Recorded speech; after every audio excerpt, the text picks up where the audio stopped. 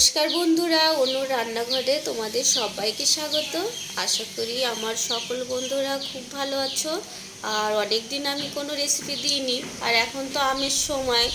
তা চলো বন্ধুরা, একটু টক ঝাল মিষ্টি আমের আচার বানাই। আর আমের আচার বানানোর জন্য আমি এখানে আমগুলো কেটে একটু 4 ঘন্টা মতো হলুদ দিয়ে রোদে দিয়ে নিয়েছি। আর আশা করি তোমাদের রেসিপিটা খুব ভালো লাগবে।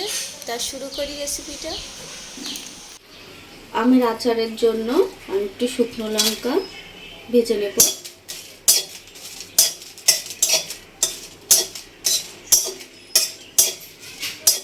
লঙ্কা ভাজা হয়ে গেছে, এবার আমি তুলে নেব।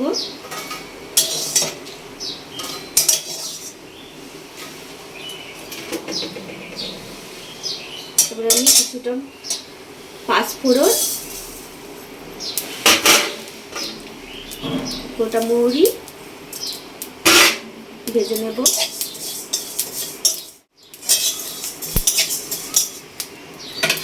পাঁচফোড়নটা ভাজা হয়ে গেছে, আমি নামিয়ে দেব।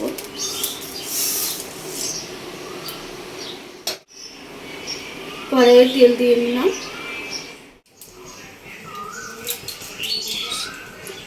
কড়াইয়ে তেল দিয়ে দিয়েছি। এবার আমি শুকনো লঙ্কা, পাঁচফোড়ন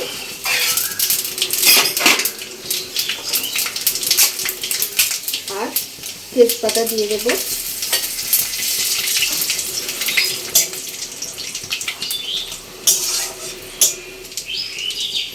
ফোড়নটা ভাজা হয়ে গেলে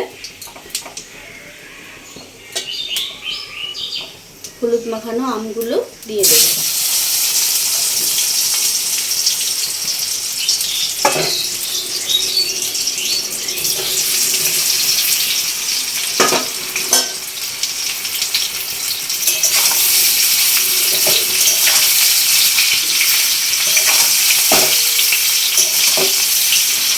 ভালো করে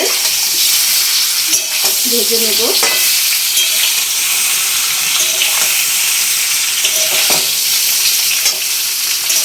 টক ঝাল মিষ্টি আমের আচারটা খুবই ভালো লাগে বন্ধুরা। আর এটা একদম খুব সহজভাবে বাড়িতে বানানো যায়। আর আমটা আমি হলুদ মাখিয়ে 4 ঘন্টা রোদে দিয়ে নিয়েছি।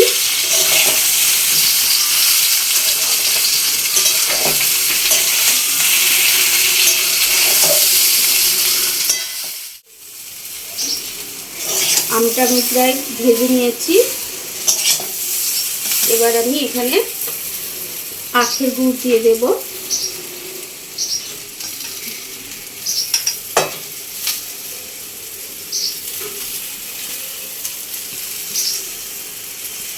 আমি এটা আখের গুড়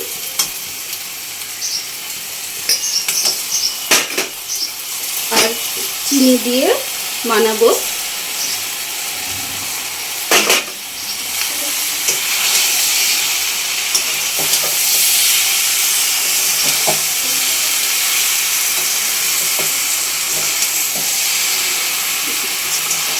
আমের আচারে একদমই জল লাগে না।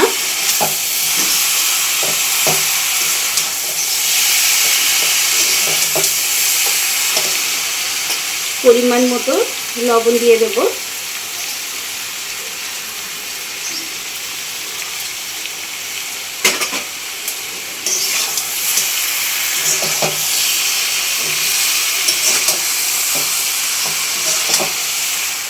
এসছে,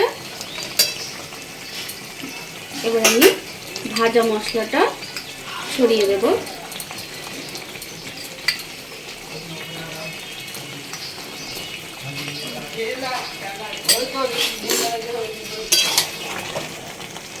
খুবই টেস্টি হয় টক ঝাল মিষ্টি আমের আচারটা।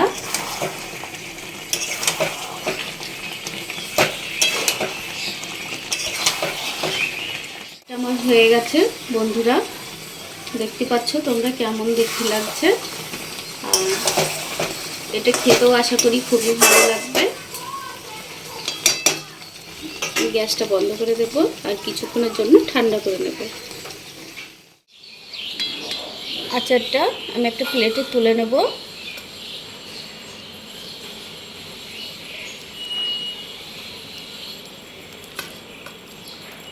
দেখতে খুব ভালো লাগছে।